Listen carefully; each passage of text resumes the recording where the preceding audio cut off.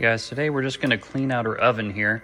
It's been about months, maybe 6 months since we've done it before. Some grime here, some grime on the inside that's built up. You can kind of see that a little bit better now. I am going to use Barkeeper's Friend kind of on the walls, and then on this one I might use some Dawn Power Wash in the sink. So just with this, you could just even scrub it here.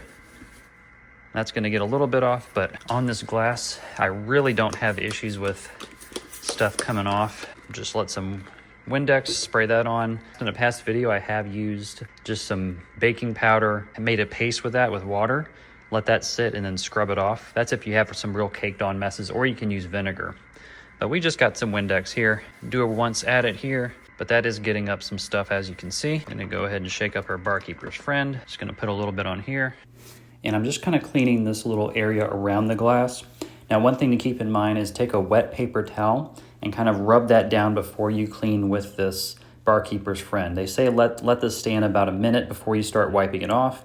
And you may have to do this more than once, of course. Now, what I'm gonna do with the grate from the oven, I'm gonna take that out and kind of just use a microfiber cloth or something just to scrub it. And you can use the Barkeeper's Friend as well, just using that like this. Or you can use something like the Dawn Power Wash and do the same. I'll see what I'm able to get out with the Power Wash. Now, I'm not trying to get these grates perfect. I mean, you can. I just kind of was getting the large food items and black areas on these grates off. And of course, you're going to want to wash them after you're done here. Now to tackle the actual oven. One key here is to go ahead and just take a wet cloth, and you're probably going to need more than one, and just go over the whole oven, kind of wiping it down. That's going to prep it for the Barkeeper's Friend. And a lot of times when you're doing this, you're gonna get big clumps like this thing here. This is like crusted on food, which you wanna pick up before you introduce the Barkeeper's Friend anyway. And don't be too bashful around this thing. This is just the heating element. This just kind of lifts up, so you can lift it up and clean underneath of it like this as well. One towel down, probably 10 more to go.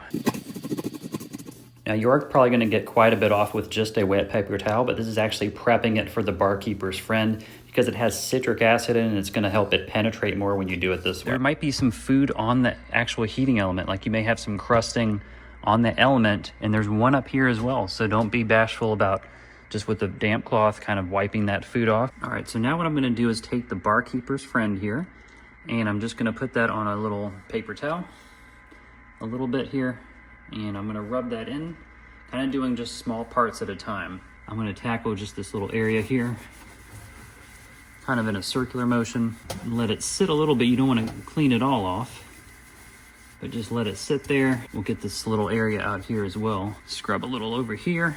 Now this part is gonna take the longest, and then this part, you may have to do 2 or 3 times. So, you know, if you're doing like a full oven clean, I would set out at least probably an hour, 45 minutes to an hour to do it, depending on how dirty the oven is.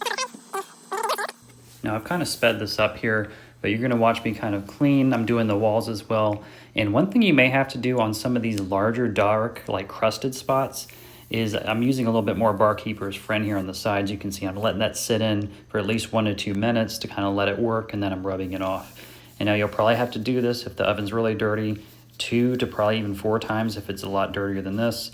And with those crusted on spots, I actually put a little drop on it and let it sit for a few minutes and then kind of cleaned it off. And I still had to clean after I got the large chunk off as well.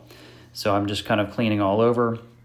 This is what it looks like after it's really all done here. It's not perfect, but it's a lot cleaner than it was.